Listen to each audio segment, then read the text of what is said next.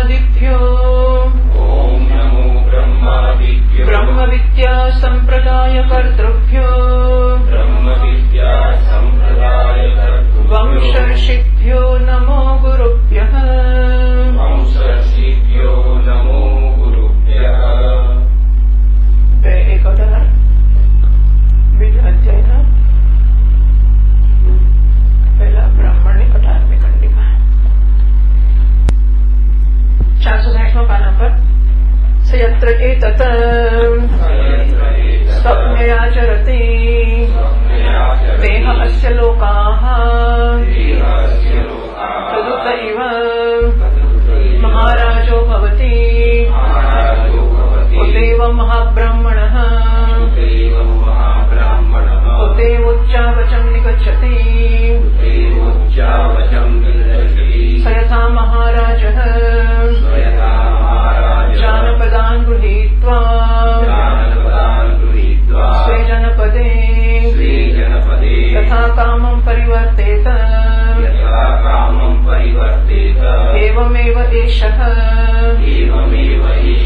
एतत् प्राणान् गृहीत्वा स्वे शरीरे यथा कामं परिवर्तते 461 પાના ઉપર ટીકાકારે કહ્યું અથત્ર સ્વપ્ન ભાવ હંસભાવ નિર્દિશ્યતે. તો આ જે કંડિકા છે એ તો સ્વપ્નનો સ્વભાવ કેવો છે જ બતાવે છે. તસ્ય મિથ્યાત્વમ કથ્યતે. આ કંડિકા કઈ સ્વપ્ન મિથ્યા છે એવું કહેવાનું કામ નથી કરતી. તત્રાહત ભાષ્યકારે કહ્યું એના જવાબમાં મૃષા એવ મહારાજત્વાદયો અસ્ય લોકાઃ. આના મહારાજત્વ વગેરે જે લોક છે કર્મફળ છે તો મૃષા મિથ્યા છે એવો શબ્દ પ્રયોગાત. કારણ કે એમાં એવા શબ્દનો પ્રયોગ કરવામાં આવ્યો છે જાણે કે મહારાજ બને છે વગેરે. વ્યભિચાર દર્શનાચ અને વળી વ્યભિચાર જોવા મળે છે. સ્વપ્ન મિથ્યા વ્યભિચારી રજ્જુ સર્પવત. તો રજ્જુમાં સર્પ હંમેશા દેખાય જ ને બધાને જ દેખાય ને એક વખતે બધાને સર્પ જ દેખાય એવા કોઈ નિયમો નથી. માટે રજ્જુમાં સર્પ જેમ વ્યભિચારી છે એવી રીતે આમ આત્માને સ્વપ્નમાં જે પોતાના કર્મફળો ભોગવાય છે ને પોતે રાજા વગેરે બને એવું દેખાય છે બધું વ્યભિચારી છે. તસ્માત સ્વપ્ન દ્રષ્ટાનામ મહારાજત્વાદીનામ જાગૃતિ અનુવૃત્તિ રાહિત્ય વ્યભિચાર દર્શનમ. અને વળી સ્વપ્નમાં જે જુએ છે એની અનુવૃત્તિ જાગ્રતમાં નથી. સ્વપ્નમાં રાજા થયો હોય જાગીને નોકર ચાકર પણ હોય એની અનુવૃત્તિ થતી નથી માટે પણ વ્યભિચાર છે. સ્વપ્ન સે મિથ્યા કે સિદ્ધમ અર્થમાં તો સ્વપ્ન મિથ્યા સિદ્ધ થયું એટલે શું ફલિત થયું તો તસ્માત ન બંધુ વિયોગાદિ જનિત શોક મોહાદિભી સ્વપ્ન સંબધ્યતે એવ. માટે બંધુ વિયોગ વગેરે જે થતું હોય એ બધાને કારણે જે શોક મોહ સ્વપ્નમાં જન્માતા હોય એનાથી આ આત્મા કોઈ પ્રકારે સંબંધિત થતો જ નથી. બસ 462 પાના ઉપર વિમતાઃ લોકાઃ ન મિથ્યા તત્કાલ અવ્યભિચારિત્વાત જાગ્રત લોકોદિત શંકતે. હવે આ સ્વપ્નના જે લોક એટલે કે સ્વપ્નના જે કર્મફળો છે સ્વપ્નમાં જે ભોગો છે અને સ્વપ્નમાં પોતે જે બન્યો છે એવું લાગે છે આખું જે જગત છે તે મિથ્યા નથી. તો સાચું જ છે મિથ્યા ક્યાં છે. તત્કાલ અવ્યભિચારિત્વાત જાગ્રત લોકવત. તો જો જાગ્રતના જે અનુભવો છે જાગ્રત કાળમાં રહેશે અને એવા ને એવા જ રહેશે એવા જ અનુભવાય છે. અત્યારે છે આજે સાંજે છે કાલે છે સવારે છે. અને મને ને તમને મને લાગે કે આ ભીત છે તો તમને લાગે કે ભીત જ છે અને આજે લાગે કે ભીત છે તો કાલે લાગે કે ભીત જ છે.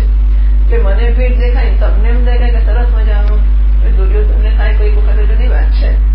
સામાન્ય રીતે જેને જે દેખાય બધાને એવું જ દેખાતું હોય છે. અને એટલે વ્યભિચાર નથી. સ્વપ્નમાં એવું નથી. સ્વપ્નમાં જુદું જુદું દેખાય છે અને મને જ હમણાં જ જુદું દેખાય થોડીક વાર જુદું દેખાય ને ધારો કે ઉપરા ઉપર 2-4 સ્વપ્ન આવી જાય ને તો પહેલા સ્વપ્ન અને બીજા સ્વપ્નને કશો સંબંધ જ ના હોય. એટલી હદ સુધી વ્યભિચાર છે. એટલે અત્યંત વ્યભિચારી છે. પણ જાગ્રતનો લોક છે એ તો એવો નથી. એટલે કે વિમતાઃ લોકાઃ ન મિથ્યા તત્કાલ અવ્યભિચારિત્વાત.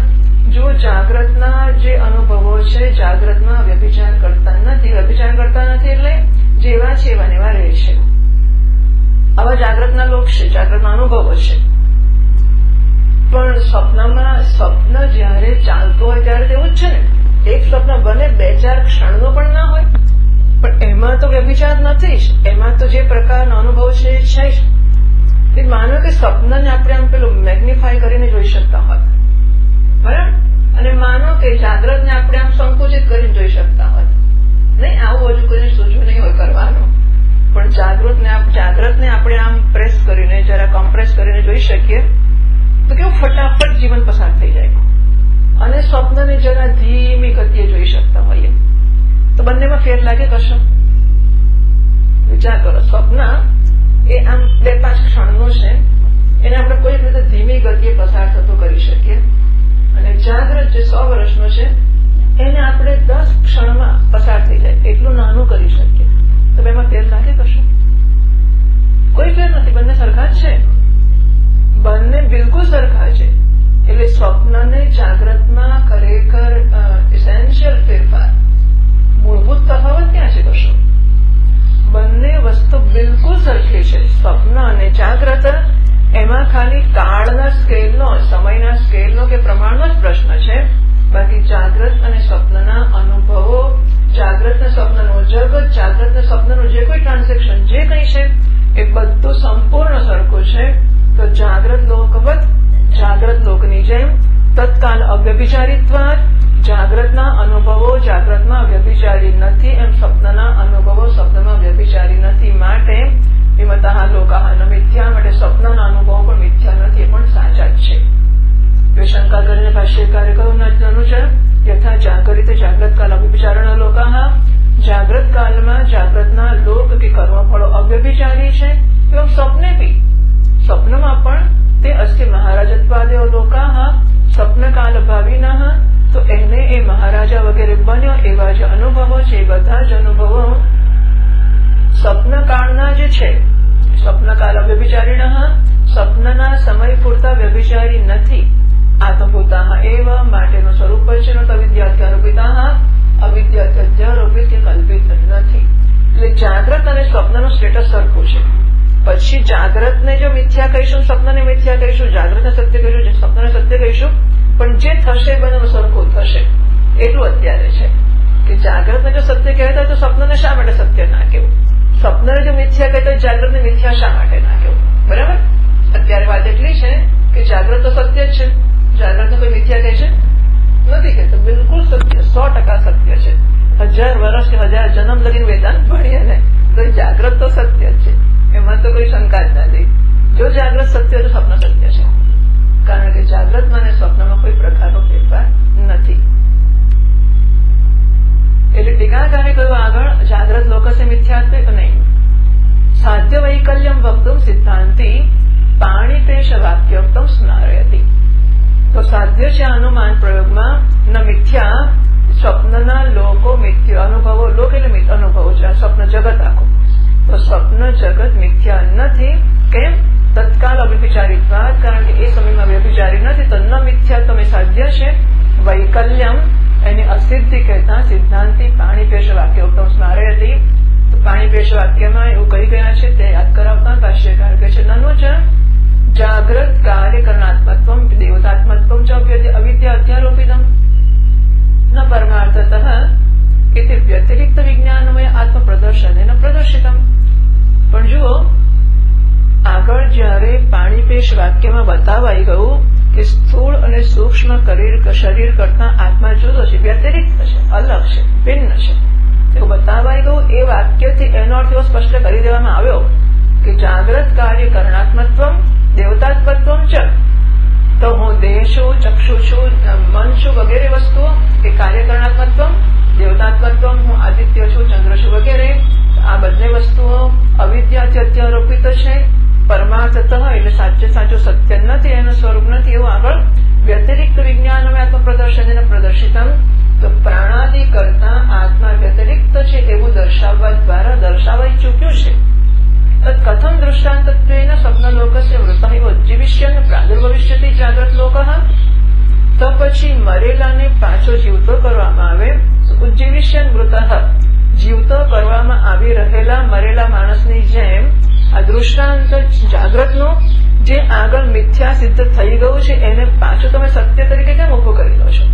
જેમ મરેલાને જીવતો કરતા હોઈએ એવી રીતે આ દૃષ્ટાંત જાગ્રતનો તમે જે આપો છો કે જાગ્રત સત્ય છે, તો આગળ એને મિથ્યા તરીકે બતાવાઈ ગયું છે. પાર્શ્વને સત્ય તરીકે દૃષ્ટાંત તરીકે કેમ લઈ આવો છો તમે સ્વપ્ન માટે? પ્રાદુર્ભાવે જાગ્રત લોકસે કર્તૃત્વમ પ્રાકરણિકમ ઇષ્ટવ્યમ. આ પ્રાદુર્ભાવમાં જાગ્રત લોક છે એ કર્તૃ છે, એટલે કે જાગ્રત લોક કથમ પ્રાદુર્ભવિષ્યતિ તત્ર પૂર્વવાદી દૃષ્ટાંતમ સાધયતી.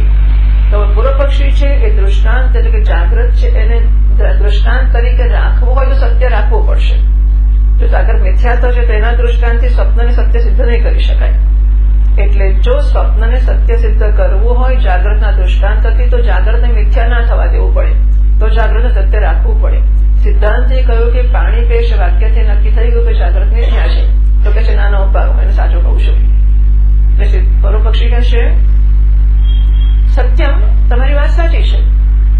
વિજ્ઞાનમયે પ્રાણાદિ વ્યતિરિક્તે કાર્યકરણાત્મત્વ અને દેવતાત્મત્વ દર્શન વિદ્યા અધ્યારોપિતમ. પ્રાણ વગેરેથી વ્યતિરિક્ત વિજ્ઞાનમય છે, એમાં એનું કાર્યકરણ રૂપ હોવું અને દેવતા રૂપ હોવું, એ બંને વસ્તુ છે અવિદ્યાથી અધ્યારોપિત છે. કેવી રીતે? શુક્તિકાયામ એવો રજતમ. તો શુક્તિકામાં રજત અધ્યારોપિત હોય એવી રીતે હુંની ઉપર હું દેવ ચક્ષુ વગેરે છું અથવા હું દેવતા વગેરે છું, આ વસ્તુ અધ્યારોપિત છે. એ તો સાચી વાત છે. ઇતિ એતદ સિદ્ધ્યતિ ઇતિ વ્યતિરિક્ત આત્મ અસ્તિત્વ પ્રદર્શન ન્યાયેન એવ. તો પ્રાણાદિથી વ્યતિરિક્ત આત્મા છે એ જે દર્શાવવામાં આવ્યું એના દ્વારા એટલું કહેવામાં આવ્યું કે હું દેહ વગેરે સંઘાત નથી અને હું દેવતા નથી. એટલે આગળ શું થોડી સ્પષ્ટ સમજી લો, માત્ર બે વસ્તુને અલગ બતાવવામાં આવી. આત્મા જુદો છે અને કાર્યકરણ જુદા છે કે દેવતાત્મત્વ જુદું છે. એ બંને એક નથી. આત્મા ઉપર કાર્યકરણાત્મત્વ અને દેવતાત્મત્વ એ બંને અધ્યારોપી છે. આટલું આગળ કહેવામાં આવ્યું છે.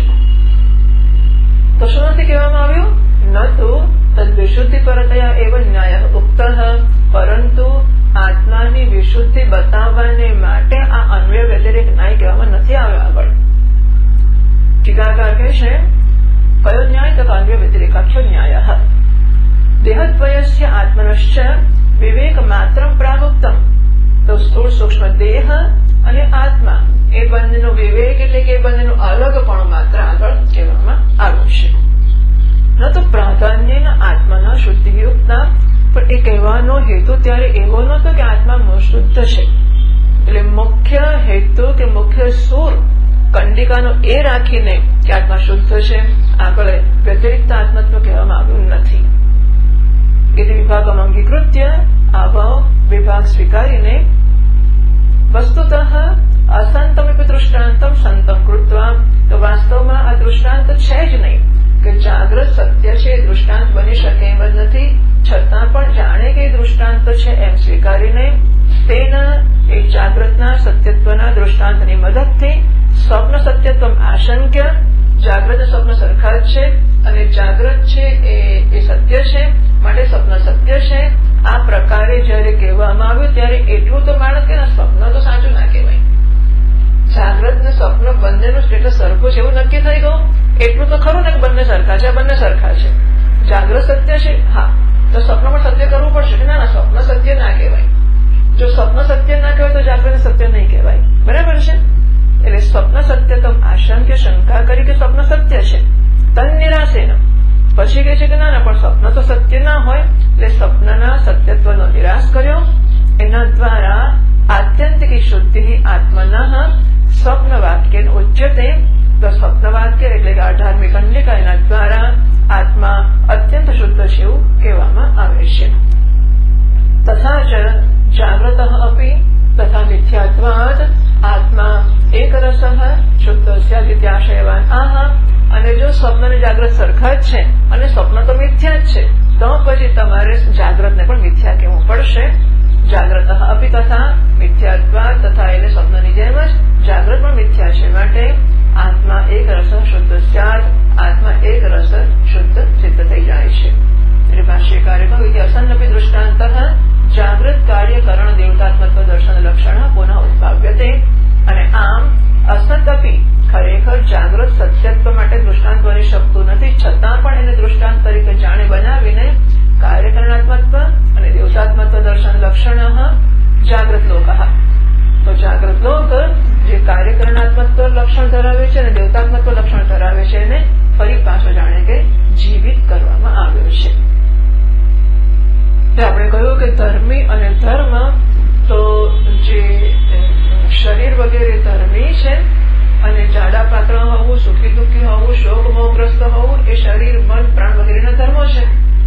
ધર્મી જ્યાં સુધી હું ના થાવ ત્યાં સુધી ધર્મ હું અથવા મારા થઈ શકે નહીં. આ ઘડો મને દેખાય છે તો ઘડો લાલ હોય તો હું લાલ ખરો કે નહીં? મારા હાથમાં ઘડો છે, એ ઘડો લાલ છે માટે હું લાલ ખરો કે નહીં? ઘડો પીળો છે તો હું પીળો ખરો કે નહીં? આ સાડી લીલી છે તો હું લીલો ખરો કે નહીં? તો આ જાડું છે, હું જાડો ખરો કે નહીં? ઘડો લાલ હોય માટે હું લાલ કેમ નથી? ઘડો લાલ છે માટે હું લાલ કેમ નથી? તમારે સંભળાયું કેવું પડે ને. પણ હા, શું ઘડાથી હું અલગ છું? ઘડાની સત્તા નથી માટે ઘડો મારાથી અલગ નથી. ઘડાથી હું અલગ છું. હા, આવી ભાષા વપરાય છે વેદાંતમાં. નહીં એવું થાય કે હું નથી, ઘડો પોતાની સ્વતંત્ર સત્તા ધરાવે છે. ઘડાની સત્તા નથી, ઘડો નથી, હું છું. ઘડાથી હું અલગ છું. ઘડો દૃશ્ય છે, હું દ્રષ્ટા છું. બરાબર છે? ઘડો લાલ રંગોનો ધર્મી છે, હું એ ધર્મી નથી. હવે ઘડો લાલ હોય, હું જ્યાં સુધી ઘડો ના હોઉં ત્યાં સુધી ઘડાનો લાલ રંગ મારો કેવી રીતે થાય? બરાબર? આ ઘડો લાલ હોય તો મારે લાલ થવા માટે ઘડાએ હું થવું પડે. બરાબર છે? તો જ હું લાલ થવું. ઘડો લાલ હોય માટે હું લાલ ના થઉં, પણ હું લાલ હોઉં તો હું લાલ થઉં. એટલે હું ઘડો હોઉં તો હું લાલ થઈ જાઉં. એવી રીતે શરીરના જાડાપણાથી મારે જાડું થવું હોય તો મારે શરીર થવું પડે. બરાબર? કોઈ પણ ધર્મીના ધર્મો મારે મારામાં લાદવા હોય તો પહેલા ધર્મીનો અધ્યાસ થાય, પછી ધર્મનો અધ્યાસ થાય. એટલે ધર્મી શરીર છે, શરીર હું હોઉં, શરીર ધર્મી છે એ હું હોઉં તો શરીરના ધર્મો જાડા પાતળા પડું મારામાં લાગે. અથવા મન સુખી દુઃખી હોય, હું મન છું તો મનના ધર્મો સુખી દુઃખી થવા પણ મારામાં લાગે. જેમ ગઈકાલે રાત્રે માંડુકે કારિકામાં વાત કરી, તન્મય સ્વપ્ને પશ્યતિ. જાગ્રતના અનુભવો કર્યા પછી માણસ સ્વપ્નમાં એ અનુભવોને જુએ છે. તો જાગ્રત કારણ અને સ્વપ્ન કાર્ય ખરું કે નહીં? જાગ્રત કારણ અને સ્વપ્ન કાર્ય ખરું કે નહીં? ખરું કે નહીં? તો જાગ્રતમાં જે અનુભવો થાય છે એને સ્વપ્નમાં નથી જોતા? આપણે નથી જોતા? મને કહેવું પડે કે કેમ કારણ નહીં? કારણ કે આખી દુનિયા કહે છે કે જાગ્રત કારણ છે. જાગ્રતમાં આ જન્મમાં કે પહેલા જન્મમાં, અસ્મિન જન્મની જન્માંતરેવા, આ જન્મે કે આગલા જન્મોએ જે અનુભવો કર્યા છે એ અનુભવોમાં ઉપનિષદ કહેશે એનો એક ભાગ લઈને સ્વપ્નમાં જાય છે, એમાંથી સ્વપ્ન જુએ છે. તો જાગ્રત કારણ સ્વપ્ન કાર્ય ખરું કે નહીં? નહીં તો મને કારણ આપો.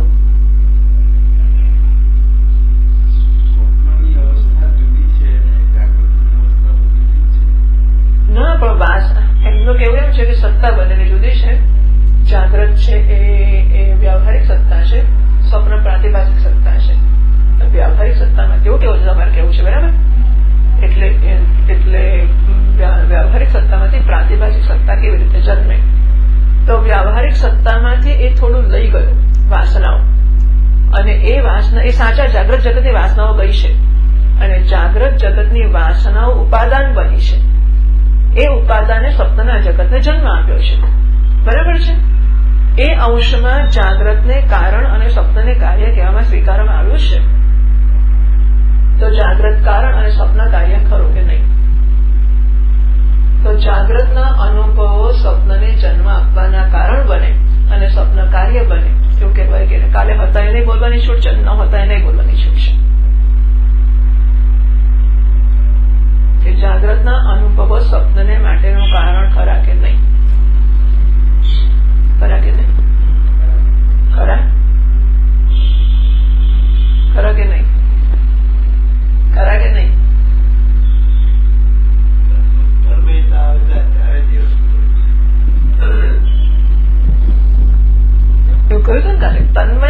પશ્યતિ. જો અનંત અનુભવો થાય છે અને એમાંના ભાગ્યે જ કોઈક અનુભવો સ્વપ્નમાં સ્વપ્ન જગતના ઉદ્ભાવક તરીકે પ્રગટ થાય છે, બધા નથી થતા. એટલે જ્યારે જાગ્રતના અનુભવોમાં તન્મયતા આવે, બરાબર, એટલે જાણીએ પેલું આ મન કેવું છે ખબર છે, પેલું ઘણી વેલો, જેમ કે આ કૃષ્ણ કમળની વેલ છે, અને ઘણા શાકભાજી બધી એવી છે, દૂધી ને તળબૂચ બધા શાકભાજીઓ, ગલકા ને બધા, એટલે એમને પેલી ટેન્ડ્રીલ નીકળે છે ને એ ચડવા માટેનો તંતુ, એ એટલો બધો બિચારો, કારણ કે એ વેલ છે અને એનો જીવન એના પર આધારિત છે, નહીં તો પડે તો શું થઈ જાય, એનું ઠેકાણું જ ના રહે. એટલે જરાક એટલું બધું એક સેકન્ડમાં તો 5-15 આટા ફરી જાય. તમે આમ ખોલો અને મહેનત કરીને કાઢો ને, જેવું અહીંથી કાઢ્યું ને આપણને બીજા ઝાડ પર ચડી ગયું, આપણે ઉતારી કાઢવું છે, પછી બીજે ચડાવવું છે, તો કાઢો એટલા તો પાછું બીજું વળગી જ ગયું હોય. હા, એટલી ઝડપથી આપણી સ્પ્રિંગો તો શું કરતી હતી, આ વસ્તુઓ તમે છોડો ને પાછી ગોળ ગોળ થઈ જાય. એટલી બધી આધારિત કે આશ્રિત છે કે એને ચોંટવું જ છે, ક્યાંક વળગવું છે, એનું જીવન એમાં છે, એનો આધાર એમાં છે. એવું આ જે મન છે ને, એ મનને આટલો બધો આધાર જોઈએ છે. મનનું જીવવાપણું આ વિષયો ઉપર જ છે. કંઈક વિષય હોય અને એને વળગે તો એની વૃત્તિ જન્મે તો મનનું અસ્તિત્વ રહે, વૃત્તિઓ નહીં રહે તો મનનું અસ્તિત્વ શું રહેશે? કોપ એ છે, બહુ સરસ છે, પણ આવું કેમ બનાવ્યો છે? આ કોપથી ના કાણું જુદું ખાનું લગાડ્યું છે કે આનું જ ખોખું છે? કેમ આવું હશે? આ ઘડો, આ રોજ રોજ ઘડો શું કામ રાખતા હશે? કશું પણ જુએ એટલે મન એમાં ચિંતન કરવામાં લાગી જાય. મન નથી નવરો બેસતું, મન નથી તેરો કાજ એવું કંઈક હતું. મન નવરો બેસી શકતું જ નથી. એટલે મનનું અસ્તિત્વ સતત અને સતત અને સતત આમથી કાઢો એટલે આમને, આમથી કાઢો એટલે આમને, આમથી કાઢો એટલે આમને, ક્યાંક ને ક્યાંક એ ચોંટ્યા જ કરે, ચોંટ્યા જ કરે. એનું અસ્તિત્વ ચોંટવું એ જ અસ્તિત્વ છે. એ સંજોગોમાં એ એની જાતે એની ઈચ્છાએ કશેક વળગશે અને વળગતો જ સદા તત્ભાવ ભાવિતઃ. અને એ શબ્દોનો ઉપયોગ ભાષ્યકાર મહારાજે કર્યો માંડુક્ય કારિકામાં. સદા તત્ભાવ ભાવિતઃ એટલે મન સદા કોઈક ભાવમાં ભાવિત, એટલે કે કશીક વસ્તુના આકારનું એને વળગેલું, એને આધાર વાળું રહે જ છે, એમાં રહેવાનું જ છે. આ એનો સ્વભાવ છે. સરસ. એ હવે શું, તમે જો સ્વભાવ હોય તો શું કરીએ? ના, સ્વભાવની સમજ પડી તો એનો લાભ લેવા. એટલે આપણા શાસ્ત્રોએ એ સ્વભાવનો અધ્યયન કર્યું, એની નોંધ લીધી કે મનનો આવો સ્વભાવ છે. સરસ. હવે શું કરવાનું?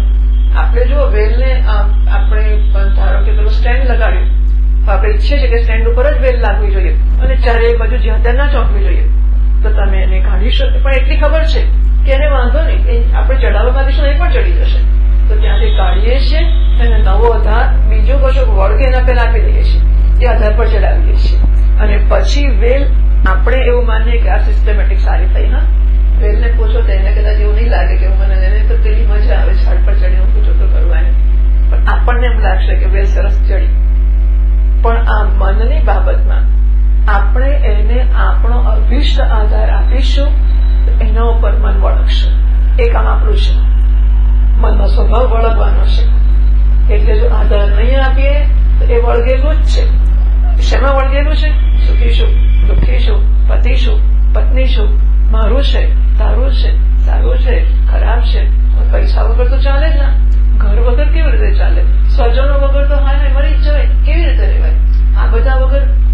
અને જુઓ, જે માણસ જે ચિંતન કરીને યદ શ્રદ્ધા સેવસઃ, જે ચિંતન કરીએ એ જ હું છું.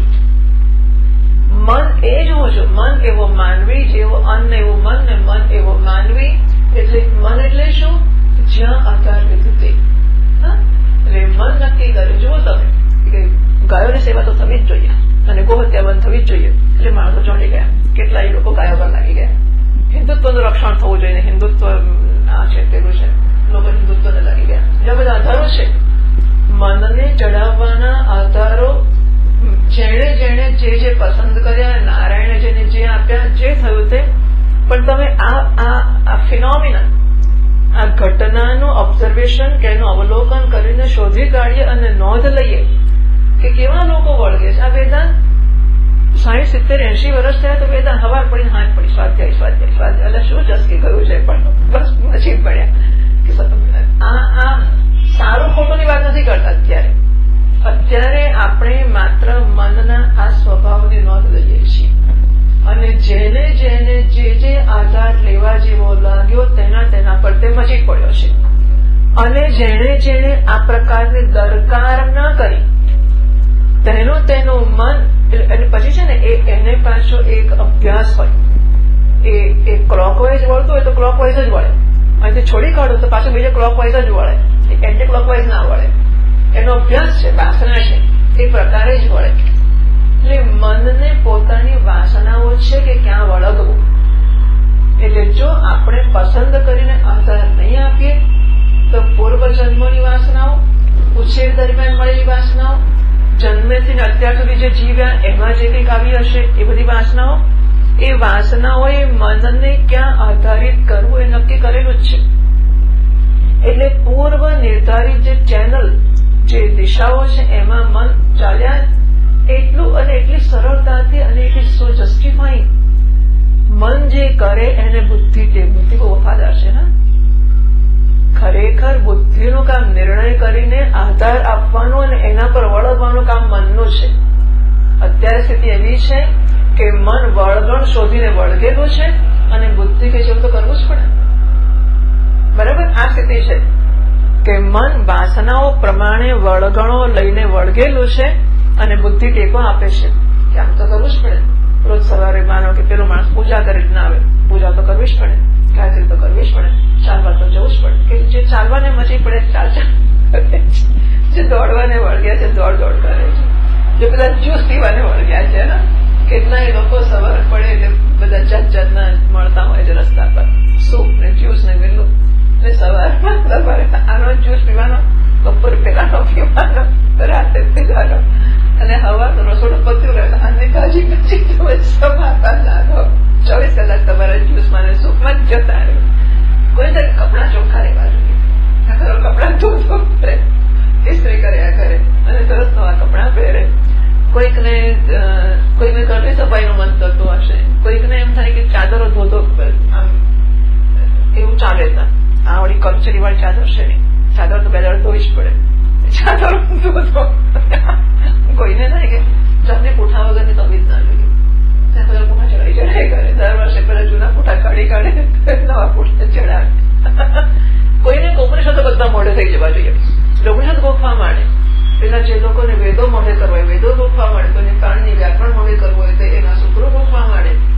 તમે જુઓ, મનનો આ સ્વભાવ છે એને નોંધ લઈએ. મન વળગે છે, બુદ્ધિ એને જસ્ટિફાય કરે છે કે આ તો કરવું જોઈએ. સ્વજનો, મન એને લાગ્યું કે ના એ કુટુંબ મને માટે તો ત્યાં સુધી બીજું બધું બાજુએ, પછી વખત મળશે તો વિચાર કરીશું, બાકી ત્યાં સુધી નહીં. આ મનનું વળગણ છે.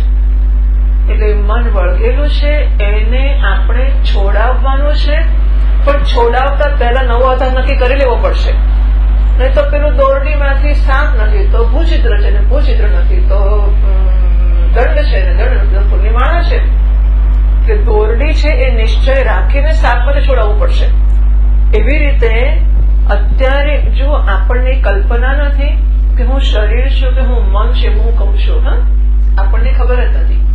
આપણે માત્ર શરીરના ધર્મોનો અભ્યાસ ઓળખીએ છીએ.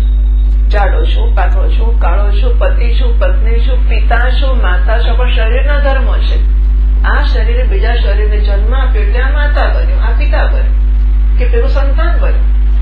આ બધા બ્રાહ્મણ ધર્મ, બ્રાહ્મણત્વ કોનો ધર્મ છે ખબર છે?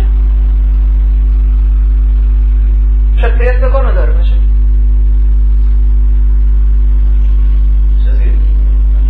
શરીરનો ધર્મ છે. કારણ કે બ્રાહ્મણ મા બાપ, બ્રાહ્મણ શરીરોમાંથી બ્રાહ્મણ શરીર જન્મ્યું, શરીરોમાંથી શરીર જન્મ્યું. બ્રાહ્મણત્વ શરીરનો ધર્મ છે. તો સંન્યાસ લઈને છોડાય છે, છોડાવ કેવી રીતે? એટલે આ બધા ધર્મો આપણે શરીર છું, મન છું, પ્રાણ છું વિચારતા નથી, બોલતા નથી. અને હવે વેદાંત ભણ્યા પછી તો આપણે શરીર ના જ કહેવાય.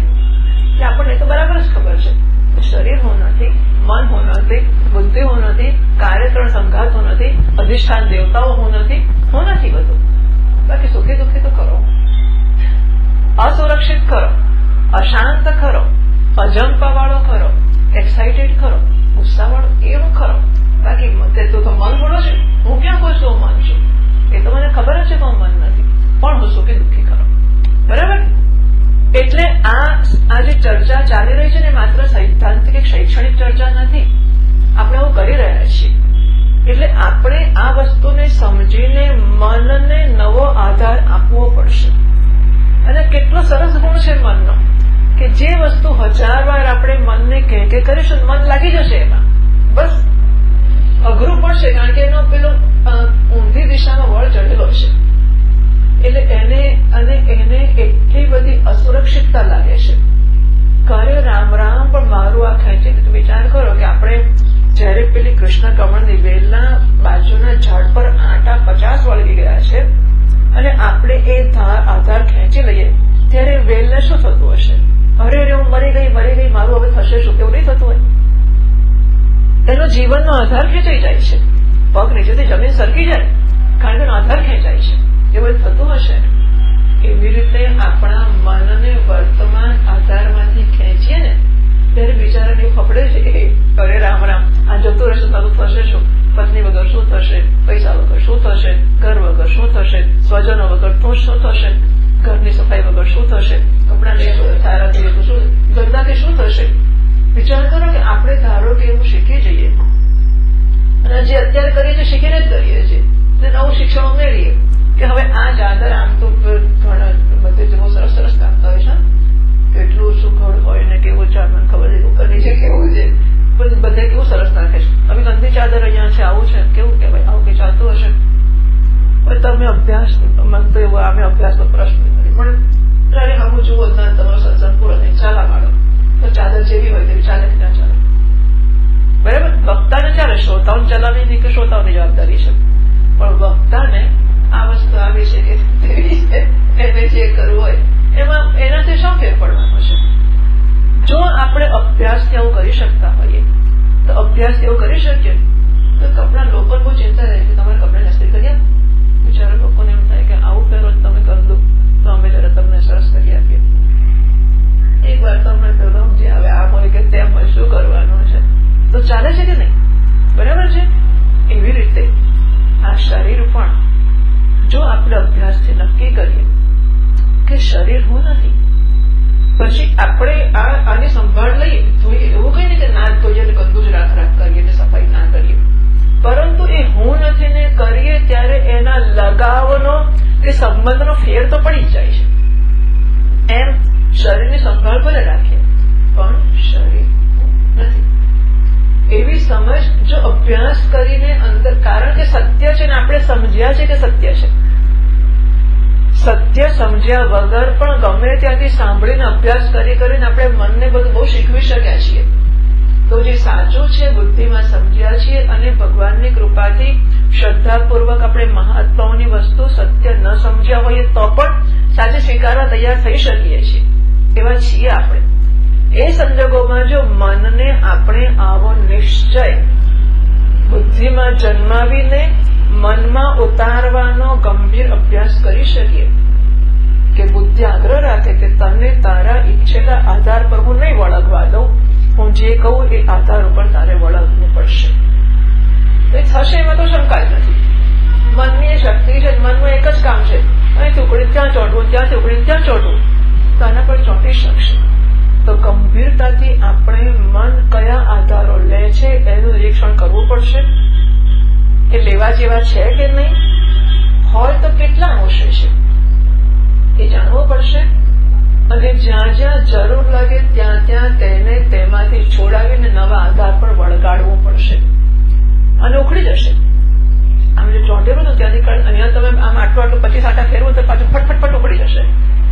એટલે જૂના આધારમાંથી કાઢીને નવા આધારમાં ચોંટતા એને ઘણી વાર લાગશે અને તે ઉખડીને પાછું થઈ જઈને ચોંટી જશે.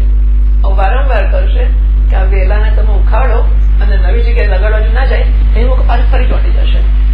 એટલે એટલે મન જૂના આધાર પર વારંવાર ચોંટશે ને નવા પર નહીં, પણ નથી મજા આવતી, સમજ નથી પડતી, ફાવતું જ નથી ને, મોડું થઈ જાય છે.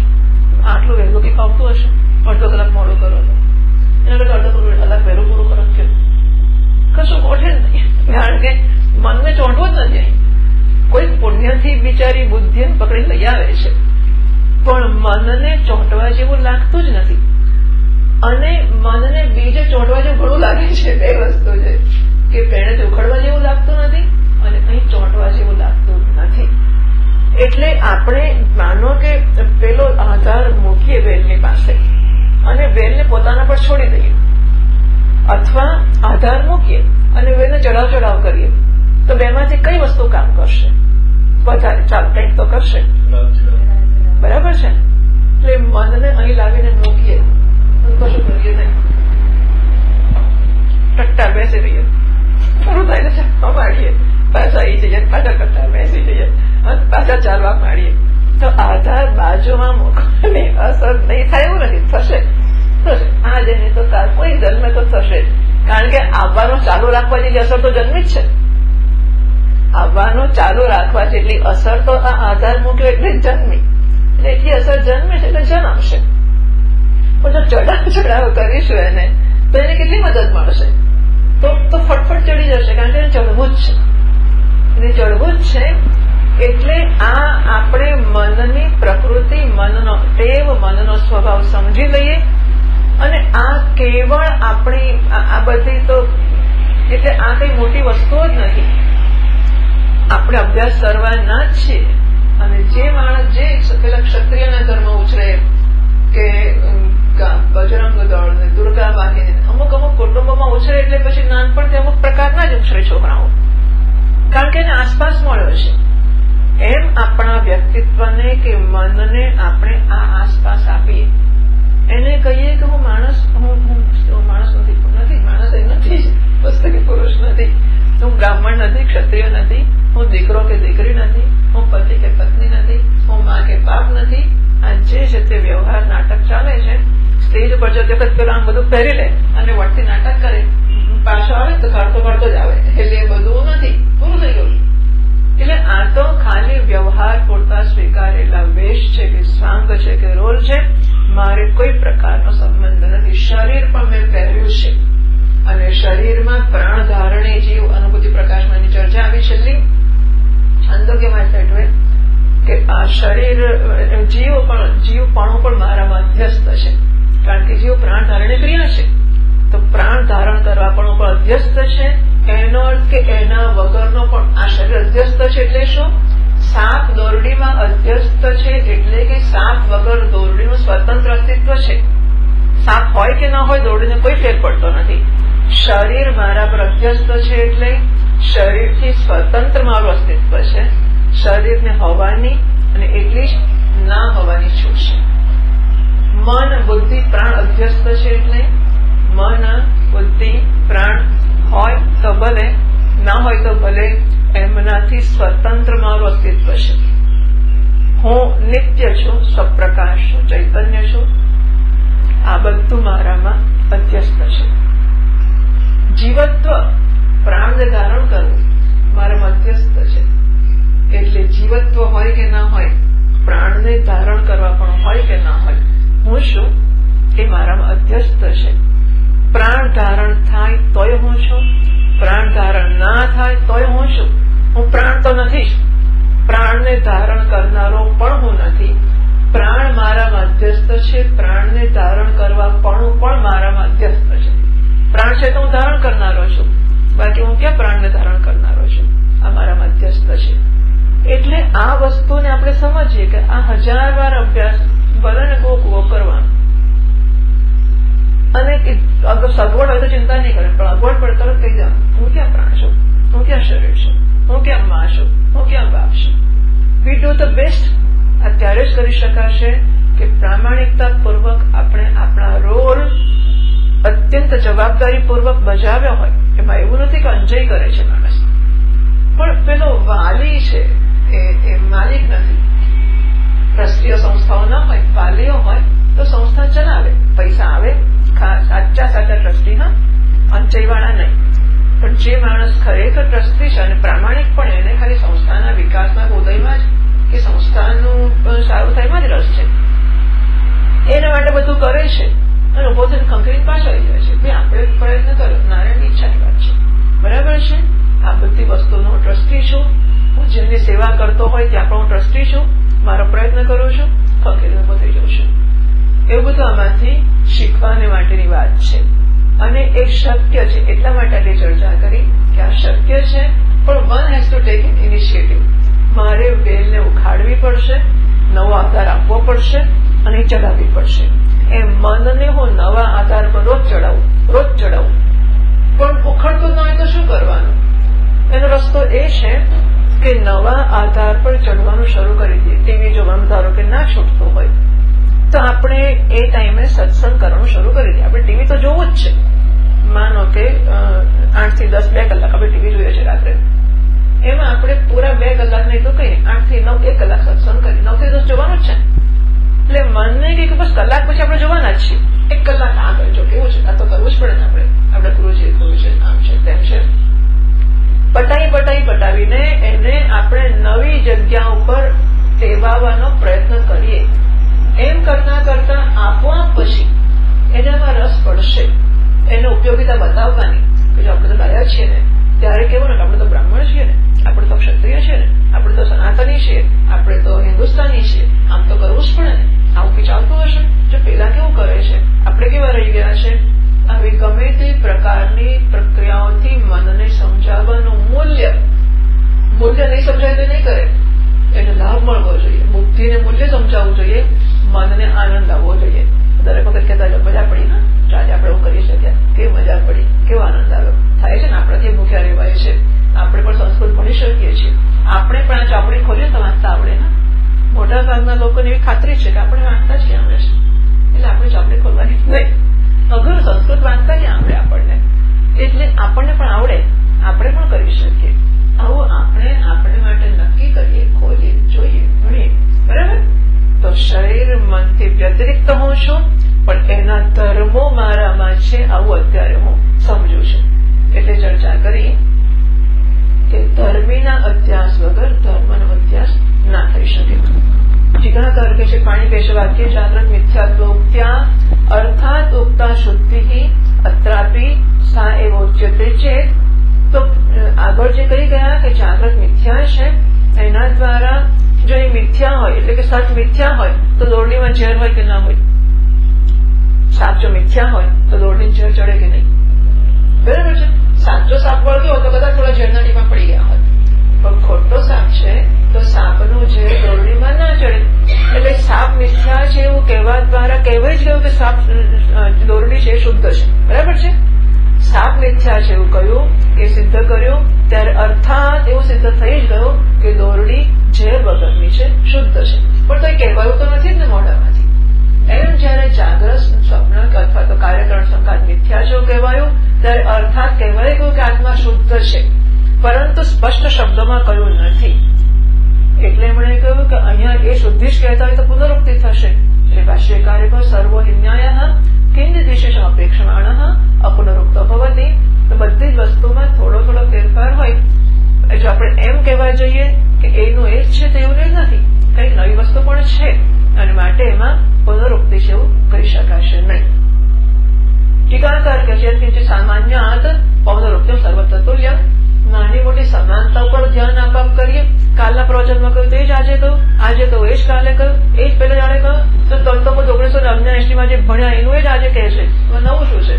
બ્રહ્મ સત્યમ જગત મિથ્યા જીવમ બ્રહ્મૈવ ના પરઃ તત્વબોધ શરૂ કર્યું 79 માં. એ જાણે આ જ કહ્યું હતું અને પછીના વર્ષો આજે પાછું એનું એ જ બ્રહ્મ સત્યમ જગત મિથ્યા. એમાં નવું શું છે? તો કંઈક સમાનતાની સમો જોઈશું તો બધી પુનરુક્તિ લાગશે, પણ બધામાં શેડ કંઈક જુદા હોય છે અને આપણા મનની સ્થિતિ પણ જુદી હોય છે. જે વસ્તુ પહેલા વાંકી પડતી હોય પહેલા આમ થતું પહેલા પછી થાય કે ઓ કેટલું સારું કહેવાય નહીં કે આપણી સમજ એટલે આપણે ખોટું સમજતા હોઈએ તો આપણને સાચું સમજાવવા કોઈ પ્રયત્ન કરે છે અને મારે માટે ખાસ આટલી મહેનત કરે છે. આવું નહીં તો એમ થાય કે જો મને સંભળાવીશ, મને આપણી સમજ બદલાય તેમ આપણા પરસેપ્શન્સ આપણા પ્રતિભાવો બધું બદલાતું જતું હોય છે અને એ મનસ્થિતિના આધારે મનમાં જન્મતી અસરો એ પણ બદલાતી જતી હોય છે. મન એક પ્રકારનું હોય તો વિરોધ જન્મે, બીજા પ્રકારનું હોય તો આપણો સ્વીકાર જન્મે. અરે વાહ, ઓહો સરસ, તો આપણે ઉતારતા જઈશું, જીવનમાં કામ લાગતું જશે. એટલે સમાનતાના આધારે પુનરુક્તિ ના કહેવી, પણ નાની નાની પણ ફેરફારો હોય છે, વિષમતા, એના આધારે અપુનરુક્તિ ગણી શકાય. અવાંતર ભેદાત અપુનરુક્ત્યમ પ્રકૃતિ સમમ, તો નાના ભેદને લઈને અહીં પણ અપુનરુક્તિ સરખી જ છે. પૂર્વત્ર શુદ્ધિ દ્વારા છે આર્થિક અથવા ત્યાં શુદ્ધિ દ્વાર આર્થિક હતો એટલે કે અર્થાત કયું હતું એ વાચનિક અથવા ભાવ અહીં વાચનિક છે. 2 ફૂટનોટ્સ મારામાં છે. સર્વો હિ ન્યાય અન્વ વ્યતિરેક ન્યાય પુનરુક્તિ દોષવાન અપી વિશેષ નિર્ણય પ્રયોજનકત્વાદ અપુનરુક્ત. અન્વ વ્યતિરેક ન્યાય અહીં છે તે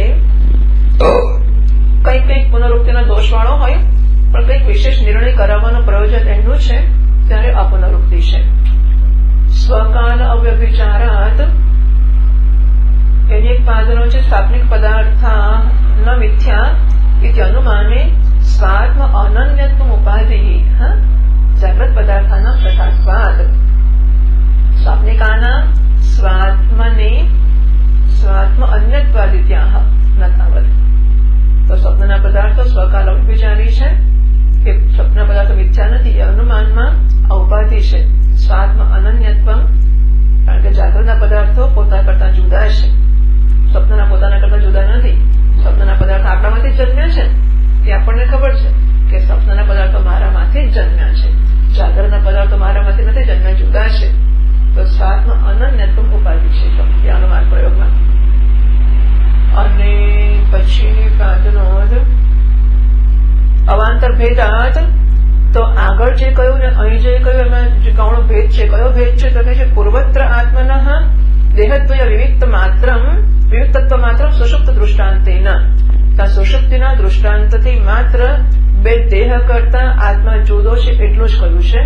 અત્ર તો સ્વપ્ન દૃષ્ટાંતેન આત્મન શુદ્ધત્વ પ્રતિપાદ્યતે, જ્યારે અહીં સ્વપ્નના દૃષ્ટાંતથી આત્માની શુદ્ધિ બતાવવામાં આવી રહી છે. આગળ માત્ર વિવિધ તત્વ કહ્યું છે, અહીં એની શુદ્ધિ પણ કહેવામાં આવી છે. સ્વપ્નાવસ્થા દૃષ્ટાંતે વિશેષ, એ આનો વિશેષ છે. હવે આગળ 463 પાનો પર ટીકાકાર કહે છે જાગ્રત દૃષ્ટાંતેના સ્વપ્ન સત્યત્વ ચોદ્ય સંભવાદ. જાગ્રતના દૃષ્ટાંતથી સ્વપ્નના સત્યત્વની શંકાનો સંભવ છે, કારણ કે જાગ્રત ને સ્વપ્ન સરખા જ છે. જાગ્રતના અનુભવોમાં જાગ્રત કાળ અવ્યભિચારિત્વ, જાગ્રતના પદાર્થો કે અનુભવો જાગ્રત કાળ દરમિયાન વ્યભિચાર દર્શાવતા નથી, માટે સાચા છે. એ પણ તો સ્વપ્નમાં છે જ કે સ્વપ્નના પદાર્થો સ્વપ્નમાં વ્યભિચાર દર્શાવતા નથી, માટે સ્વપ્નના પણ સાચા થઈ આવવાની સંભાવના છે. કે જાગ્રતને સત્ય કહીએ તો જાગ્રતના દૃષ્ટાંતથી સ્વપ્નના પદાર્થોને સત્ય કહેવામાં આવે એવી સંભાવના છે. સંભવાત વાચ્ય તસ્ય સમાધિ, અને તો પછી આપણે એ સંભાવનાને દૂર કરવી જ પડે. જાગ્રત સત્ય લાગતો હોય તો સ્વપ્ન પણ સત્ય છે એ પ્રકારની સંભાવના ઉભી થાય છે. તો એ સંભાવનાને દૂર કરવી જોઈએ, એના માટેનું સમાધાન કહેવું જોઈએ. કારણ કે જાગ્રતમાં આત્મા સંસારિત્વથી મુક્ત છે એવું નક્કી થયું જ નથી. એટલા માટે અહીં સ્વપ્નના દૃષ્ટાંતથી, અને તો શું થાય છે કે એના દૃષ્ટાંતથી સ્વપ્નમાં આત્મા સંસારી છે. જો સ્વપ્ન અને જાગ્રત સરખા હોય અને જાગ્રતમાં આત્મા સંસારી છે તો સ્વપ્નમાં સંસારી થઈ જશે. બરાબર છે? જાગ્રત અને સ્વપ્ન સરખા છે અને જાગ્રત સત્ય છે. જાગ્રતમાં માત્ર શરીરોથી મુક્ત છે પણ સંસારી તો છે હજુ. એવું જો હોય તો એના દૃષ્ટાંતથી સ્વપ્નમાં પણ સંસારી થઈ જશે. માટે એની ચિંતા કરીને સમાધાન કરવું જરૂરનું છે. એથી પૂર્વવાદી મુખેન ઉક્તવા, એટલે પૂર્વ પક્ષીના નિમિત્તે આ શંકા સિદ્ધાંતિએ ઉભી કરાવી. હવે સમાધિ મતુના કથા હતી એનું સમાધાન, એના સમાધાન કહેવું હતું એટલે આ શંકા ઉભી કરાવી. હવે સમાધાન કહે છે, ભાષ્ય કહે છે 463 પાનો, ભાષ્યની ત્રીજી લીટી. ન તાવત સ્વપ્ને અનુભૂત મહારાજત્વાદયો લોકાઃ આત્મભૂતાઃ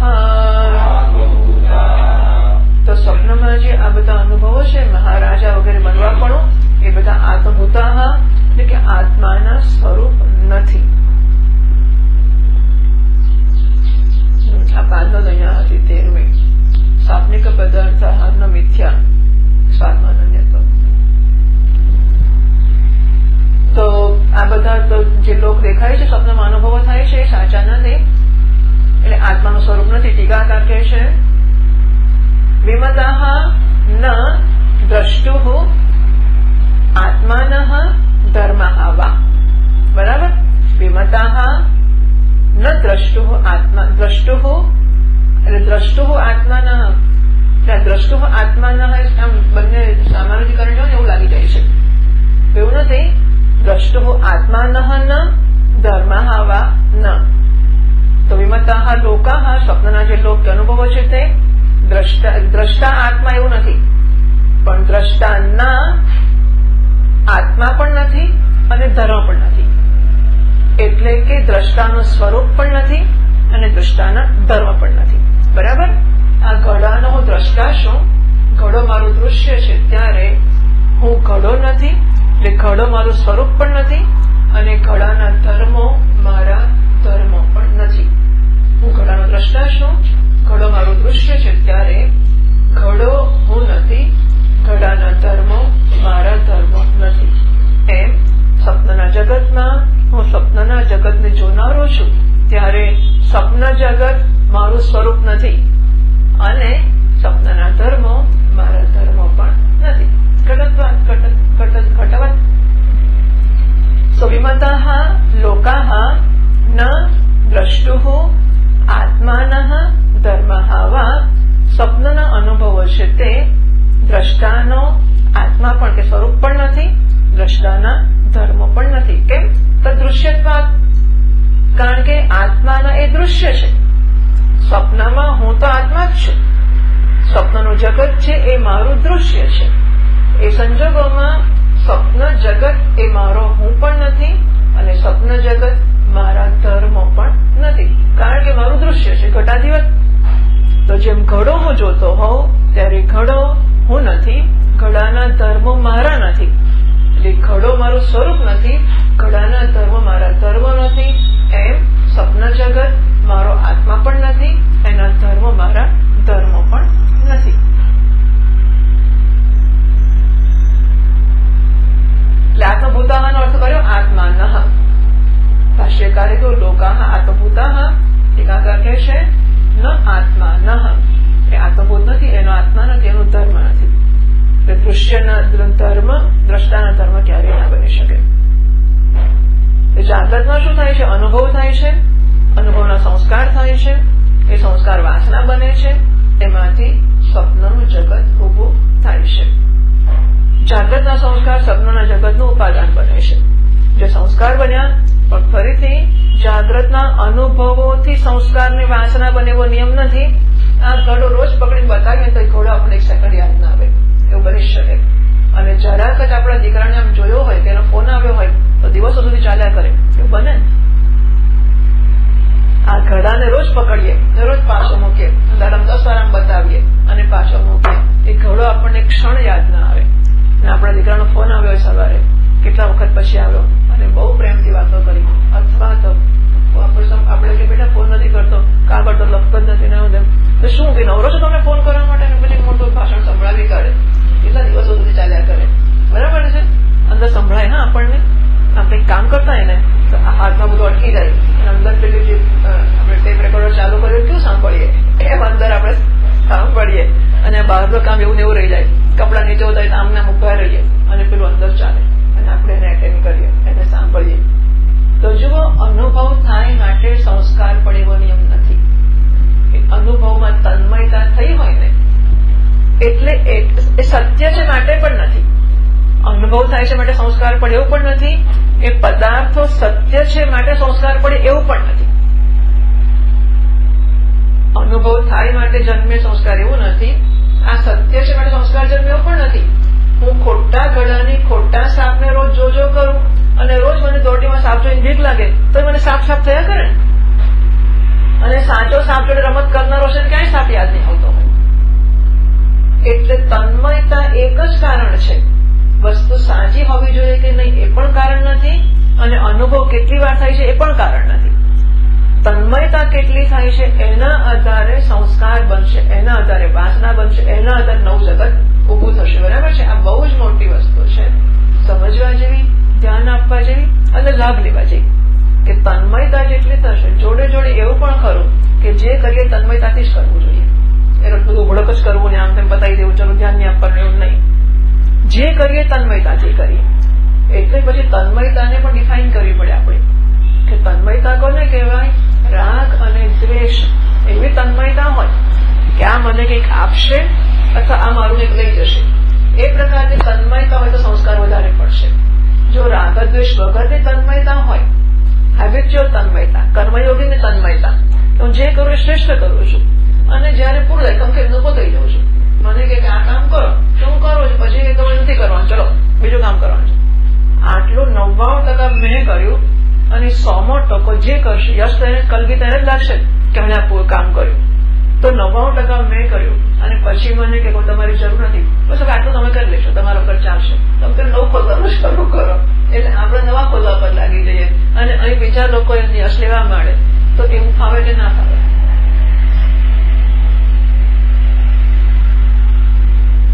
કર્મયોગી કોને કહેવાય? કર્મયોગી કોને ના ફાવે આપણને તો, પણ કર્મયોગી ખવડાવવું પડે.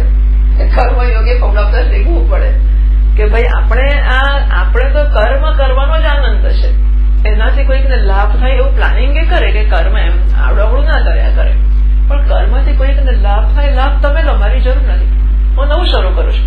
પછી તમારું આ ઉદઘાટન પતે તો તમે ત્યાં આવજો ઉદઘાટન કરવા, હું ખોદ કરું છું, તમે ઉદઘાટન કરવા આવજો. એવું થાય તો કેવું? જો એ માણસ તન્મય નહીં થાય, એની આસક્તિ નહીં થાય કે બધી શિખર ચડશે ને પછી આવું લાગશે પેલું લાગશે, આપણે ક્યાં ઉભા રહેવાનું છે? આપણે તો ચાલવા જ માંડવાનું છે. મજૂર આવું કરે છે પૈસા માટે કરે છે, પણ આપણે પુણ્ય માટે કરીએ. માનો એ ફળ તો થઈ છે, નારાયણને પ્રસન્ન કરવા કરીએ, કશોક તો આધાર જોઈશે, નારાયણને પ્રસન્ન કરવા કરીએ. જો આધાર વગર જીવી નહીં શકીએ એટલે માણસને પશુ કઈ કરવું જ પડે, નહીં તો કરો શું? તમારે કઈ જ ના હોય તો શું? તારે બેઠા છીએ, બપોર પડીશું બેઠા છીએ, સાંજ પડીશું બેઠા છીએ, બસ. તો કેવી રીતે જીવાય આપણાથી? આધાર ફરજિયાત જોઈએ, જીવતા સુધી નહીં. કશ્ચિત ક્ષણમપી જાતો તિષ્ઠત્ય કર્મકૃત, કર્મ કર્યા વગર એટલે કે મનને ક્યાંક જોડ્યા વગર માણસ હોઈ શકે જ નહીં, જોડવું જ પડે. એટલે આપણે એને આવી યોગ્ય જગ્યાએ જોડીએ રાગ દ્વેષ વગર. એટલે કેટલી મોટી, આટલું નાનકડું મન પણ કેટલી મોટી વસ્તુ છે કે રાગ દ્વેષ વગરના આધારો આપતા જઈશું તો ફટાફટ તોડશે ને ફટાફટ છૂટી જશે. એને કોઈ જગ્યાએ આસક્તિ થશે નહીં અને તો એ મન આ શરીરથી છૂટવા પણ દરેક ક્ષણે તૈયાર છે. શરીરથી છૂટવા પણ દરેક ક્ષણે, કારણ કે શરીર એનો આધાર નથી. શરીર જે પેલું આશ્રમમાં ગયા ને રૂ આપણે અઠવાડિયું રહેવાનું સ્થાન હતું, આ નારાયણ ઈચ્છા થશે તો રહેવાનું સ્થાન છે. શરીર હું નથી, શરીર મારો આધાર નથી. જેમ આ ચાદર મેલી હોય તો એનાથી મારું અસ્તિત્વ જોખમાતું નથી. બરાબર? કેવી ખાતરી છે આપણને, પૂરી ખબર છે કે આ ચાદર મેલી હોય તો મારું અસ્તિત્વ જોખમાત, મારી સુરક્ષા, મારી શાંતિ, મારી સલામતી કશું જોખમાતું નથી.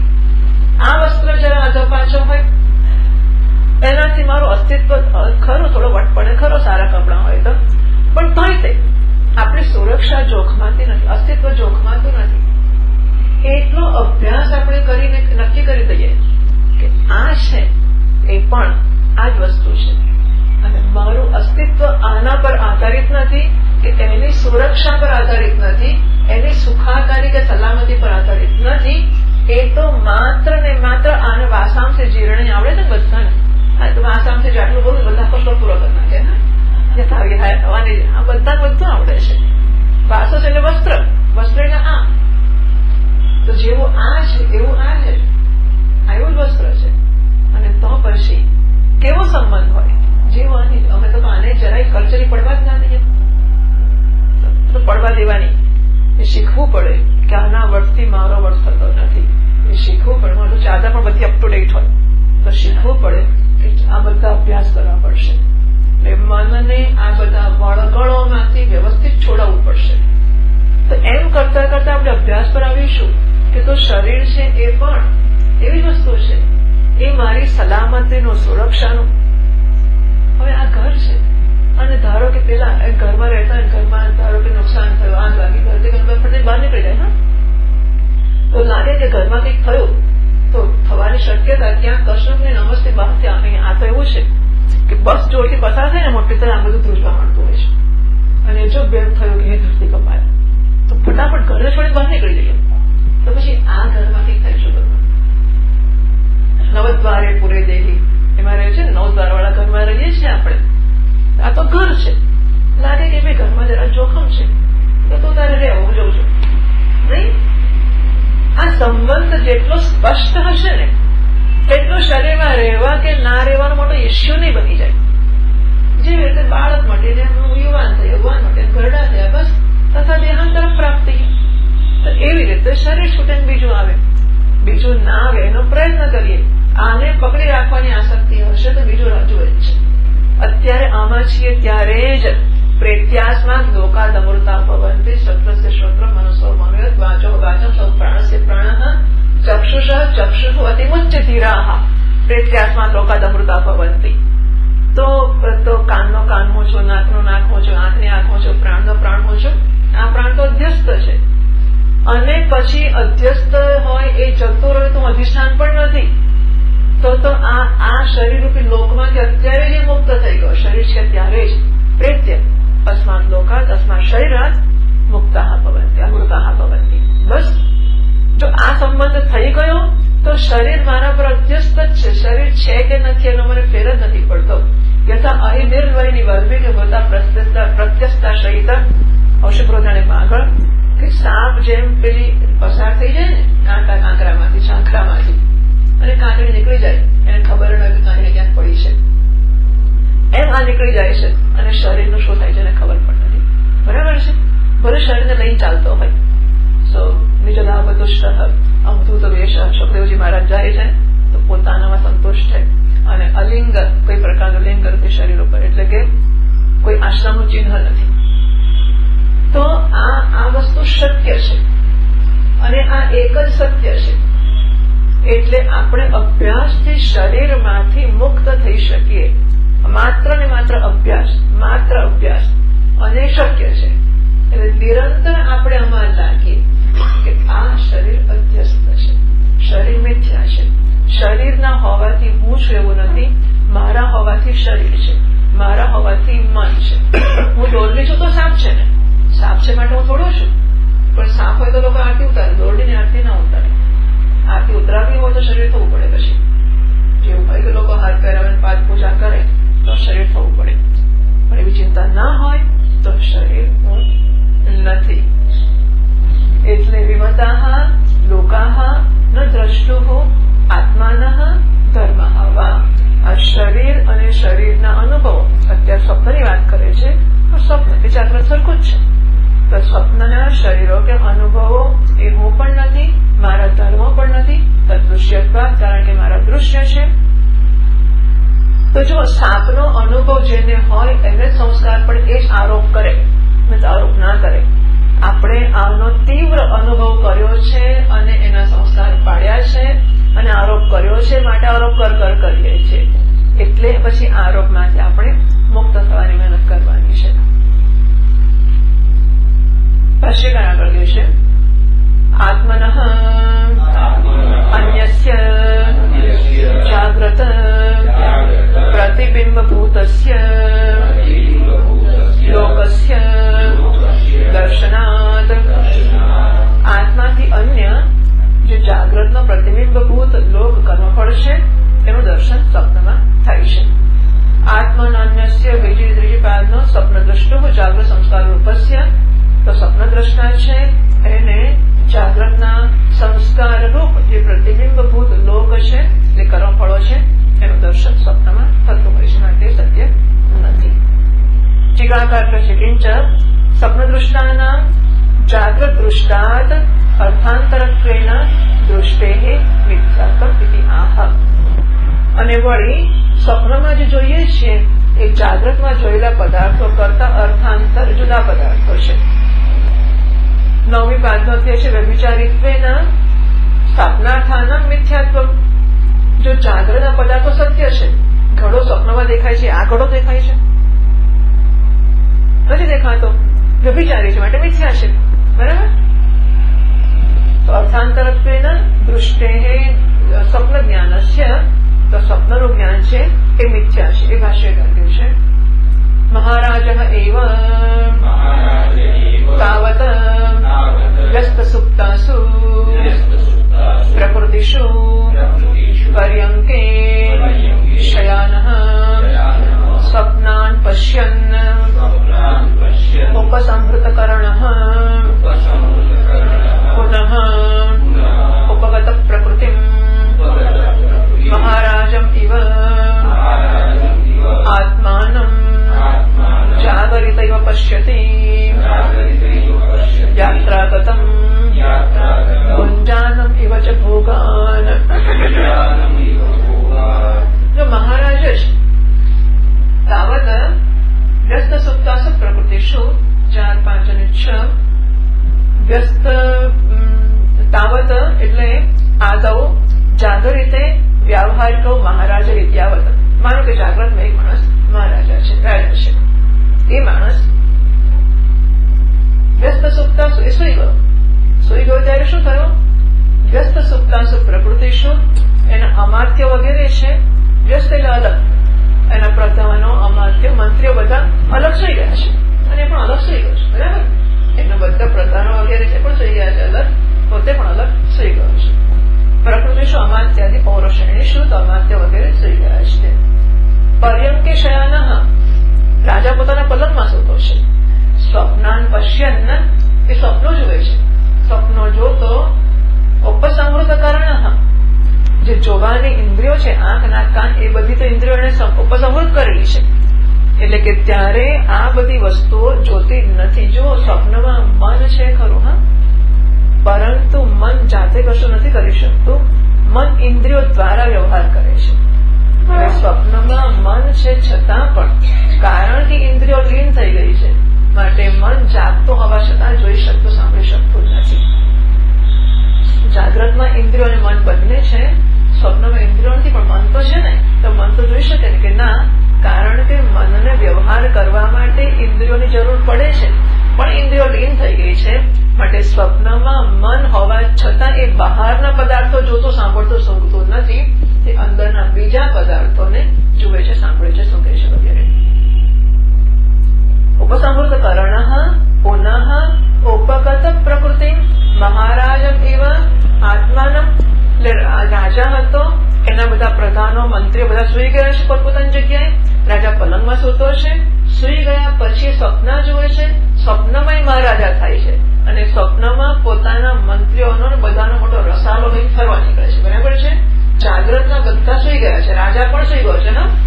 જાગ્રત તો રાજા પણ સૂતેલો છે, પેલા બધા પણ સૂતેલા છે અને સ્વપ્નમાં રાજા અને આ બધા લોકો ફરવા નીકળે છે. ઉપસંહૃતકરણ પુનઃ ઉપગત પ્રકૃતિ અમાત્ય વગેરેને લઈને મહારાજમ એવ, જાણે કે પોતે મહારાજા હોય એમ આત્માનમ જાગરિત એવ પશ્યતિ. જાગ્રત મહારાજા પોતે હોય ને કેવો હોય એવો સ્વપ્નમાં પોતાને જુએ છે. યાત્રા કદમ, જાણે મોટો પ્રવાસે નીકળ્યો હોય એવો જુએ છે. ભોગાન ભુંજાનમ વિવચ, બધા ભોગો ભોગવતો હોય. બધા રાજાને માટે આમ શરણાઈઓ વાગતી હશે, સ્વાગત થતું હશે ને જાત જાતનું બધા એનું સન્માન કરતા હશે, ભેટો આપતા હશે. એવું રાજા અને પ્રધાનો બધા જયારે સાચા સૂતા છે ને પથારીમાંથી ખસ્યા પણ નથી ત્યારે આ રાજા આવું જુએ છે કે બધા લોકો ફરવા નીકળ્યા છે અને ભોગો ભોગવીએ છીએ. ત્યારે ટીકાકાર કહે છે તેષામ જાગ્રત દૃષ્ટાત અર્થાંતરતમ અસિદ્ધમ. એવું તમે કેમ કહો છો કે જાગ્રતનો રાજા અને જાગ્રતના પ્રધાનો કરતા આ જુદો રાજા અને જુદા પ્રધાનો હતા, કેમ જાગ્રત વાળા સાચા ના હોય? બરાબર? અર્થાંતરતમ અસિદ્ધમ, કે જુદા પદાર્થો જુદી વ્યક્તિઓ છે, સિદ્ધ નથી એવી શંકા કરીને તો હવે સ્વપ્નમાં જે રાજા અને પ્રધાનો ફરવા નીકળે છે એ જાગ્રતના રાજા અને પ્રધાનો કરતા જુદા છે. બરાબર? એવું સિદ્ધ કરવાને માટેના હેતુ આપે છે. ભાષ્યકાર કહે છે તસ્ય મહારાજસ્ય પર્યંકે શયાનાત દ્વિતીયઃ અન્યઃ પ્રકૃતિ ઉપેતઃ વિષય પર્યટન અહન હાનિ લોકે પ્રસિદ્ધ અસ્તિ યમ અસૌ સુપ્ત પશ્યતિ. તો ભાઈ આ મહારાજ જો સિદ્ધ શું કરવામાં આવી રહ્યું છે કે સ્વપ્નમાં જે દેખાય છે એ જાગ્રતના રાજાને પ્રધાનો કરતા જુદા છે એ સિદ્ધ કરે છે. કેમ એવું છે કે જુદા છે? એક કારણ કે પર્યંકે શયાનાત મહારાજસ્ય તસ્ય દ્વિતીય અન્ય. તો જાગ્રત એવું જોવા મળે છે કે જે શરીર લઈને રાજા અત્યારે પથારીમાં પલંગમાં સૂતો છે એમથી બીજો એક રાજા અને પ્રધાનો પણ સૂતા છે. તો બીજો એક રાજા બીજા પ્રધાનો લઈને નીકળતો હોય તો આ જાગતા જીવતા રાજાએ જાગ્રતમાં જોયું હોત ને, બરાબર છે? બે હોય તો આપણે એમ કહીએ કે આ લઈને આ જોયો, પણ બે જોયા હોય તો કહી શકાય ને આપણાથી કે સ્વપ્નમાં પહેલો જે હતો ને તો સુઈ ગયો છે, પણ પેલો બીજો જે જાગ્રતનો હતો ને એને જુએ છે. દ્વિતીય અન્ય પ્રકૃતિ ઉપેત પ્રકૃતિ રમાત્યો એમના વાળો એમને લઈને વિષયોમાં પર્યટન કરતો અહની દિવસે લોકે પ્રસિદ્ધ નાસ્તિ. તો જાગ્રત લોકમાં કે વ્યવહારમાં એવું દેખાતો નથી કે આ રાજા કરતા બીજો એક રાજા પ્રધાનો લઈને નીકળતો હોય. આ જ રાજા, બીજા દેશનો રાજા નહીં, આ જ રાજાનું બીજું સ્વરૂપ. એમ આ જ રાજાનું બીજું સ્વરૂપ જાણે કે ફરવા નીકળતો પ્રધાનોને લઈને એવું કે જાગ્રતમાં જોવામાં નથી આવતું. યમ અસૌ સુપ્તમ પશ્યતિ, જેને સૂતેલો છે ત્યારે જુએ છે. એક જ રાજાના બે સ્વરૂપ હોય, જાગ્રતમાં બે ફરતા હોય, એમાંનો એક સૂઈ ગયો છે અને બીજા રાજાને પ્રધાનોને સ્વપ્નમાં એ જુએ છે. જો એવું તમે કહો કે સાચા જાગ્રતના રાજા પ્રધાનને જુએ છે તો જાગ્રતમાં બે હોવા જોઈએ, જેમાંનો એક સૂઈ ગયો છે અને એ જ પોતાના બીજા સ્વરૂપને સ્વપ્નમાં જુએ છે. આવું થવું જોઈએ, પણ એવું દેખાતું નથી જાગ્રતમાં કે બીજો રાજા હોય. એક કારણ. બીજું કારણ ટીકાકાર કહે છે પ્રમાણ સામગ્રી અભાવાચ સ્વપ્નસ્ય મિથ્યાત્વ. બીજું, પ્રમાણ અને સામગ્રી બંનેનો અભાવ છે. અત્યારે કાતોદત્ર સર્વત્ર હેતુષુ શુક્તિ રૂપિયાથી દૃષ્ટાંત રૂપિયાથી દૃષ્ટાંત શુક્તિ રૂપિયાથી આ દૃષ્ટાંત બધે લાગશે. એટલે બીજો જોવા મળતો નથી, ત્યાં પણ શુક્તિ રૂપિયાથી દૃષ્ટાંત થશે. પ્રમાણ સામગ્રી અભાવાચ, તો જોવા માટેના પ્રમાણ જાગ્રતના ચક્ષુ વગેરે છે અને સામગ્રી પંચભૂત છે. તો સ્વપ્નમાં જયારે પદાર્થો દેખાય છે, રાજા દેખાય છે, ત્યારે જોવાની આંખો છે નથી, સામગ્રી પંચભૂત છે નથી, તો જગત કેવી રીતે થયું? એ ભાષ્યકાર કહે છે ન ચ ઉપસંહૃતકર્ણસ્ય રૂપાદિમતઃ દર્શનમ ઉપપદ્યતે. એક વસ્તુ બીજો રાજા છે જ નહીં, બીજું ધારો કે છે તો જોશે છે નથી, કારણ કે આંખો નથી. સાચો રાજા હોય તો જોવા માટે આ સાચી આંખો જોઈશે, સ્વપ્નની આંખો નહીં ચાલે. એટલે બીજું કે પ્રમાણ અને સામગ્રીનો અભાવ છે, માટે પણ સ્વપ્નમાં એ સાચા રાજાને અર્થાંતરને જુએ છે, સાચા રાજાને જોતો નથી. ત્રીજું ટીકામાં કહે છે યોગ્ય દેશ અભાવ જ મિથ્યાત્મક મિથ્યાહ, અને સ્વપ્નમાં યોગ્ય કે પૂરતું સ્થાન નથી, માટે પણ એ મિથ્યા છે. ભાષ્યકાર કહે છે પેલી બાધનો હતી પહેલી ઘટાદેહે, તો રૂપ વગેરે ધરાવતી વસ્તુનું દર્શન કારણ કે આંખો નથી માટે શક્ય નથી ઘડા વગેરે જેમ. ન ચ દેહે દેહાંતરસ્ય તત્તુલ્યસ્ય સંભવ અસ્તિ. એવું એ બીજો દેહ સાચો જુએ છે તો આ શરીરની અંદર પેલું બીજું શરીર હશે, એવું હશે? આ રાજા બીજા રાજાને જુએ છે એ તો નક્કી છે કે આંખો બંધ કરીને અંદર જ જુએ છે. તો આ રાજાના શરીર બીજું આખું રાજાનું શરીર હશે, પ્રધાનોનું શરીર હશે અને પણ જોતો હશે, એવું હશે? એવું તો જોવા નથી મળતું કે શરીરની અંદર બીજું શરીર હોય, એવું સંભવિત નથી. બાદમાં કહે છે બીજી ચક્ષુરાદિના બાહ્યાર્થ દર્શન કરણાના દેહ મધ્યસ્થ અર્થ ઈક્ષણ ન ચ પ્રામાણિકમ. તો બહારના દર્શન પદાર્થોના દર્શન કરવાના જે કરણો છે, સાધનો, ચક્ષુ વગેરે, એ શરીરની અંદર રહેલા પદાર્થોને જોવા માટે પ્રમાણ નથી. પરાંચી ખાની વદ્રત, તો ઇન્દ્રિયો તો પરાંચી બહાર જોનારી છે, અંદર કેવી રીતે જોશે? આ આંખો બહારનાને જોશે, શરીરમાં બીજો રાજા જોયો કેવી રીતે? એટલે એને માટેનું પ્રમાણ નથી. નાપી તદ્વિષય મહાપરિમાણ હિમવદાદીના અતિ અલ્પ પરિમાણે હૃદય સંભવ અસ્તિ વિશેષ. અને વળી આ જોશે તો જોવાનો જે વિષય છે મોટા માપવાળો હિમાલય વગેરે એ અત્યંત અલ્પ એમાં હૃદયના સ્થાનમાં કેવી રીતે જોશે? બરાબર છે. એટલે શરીરમાં પોતે પોતાના બીજા દેહને કેવી રીતે જોશે કે હિમાલય જેવી મોટી મોટી વસ્તુઓ આવડામ ક્યાંથી જોશે? માટે પણ મિથ્યા, પણ જુએ છે માટે પણ મિથ્યા છે. એટલે છેલ્લી રીતે ટીકાકાર છે દેહાત બહિ એવા સપ્તદૃષ્ટિ અંગીકારાત યોગ્ય દેશ સિદ્ધિ ઇતિ આશંક્યા. એટલે તમે કહીએ છીએ કે શરીરની બહાર જઈને જુએ છે, શરીર અંદર ના જ જોઈ શકાય ને આટલું મોટું, માટે અમે કહીએ છીએ કે શરીરની બહાર જઈને જુએ છે. તેવી શંકાના જવાબમાં ભાષ્યકાર કહે છે દેહસ્તસ્ય એવ હિ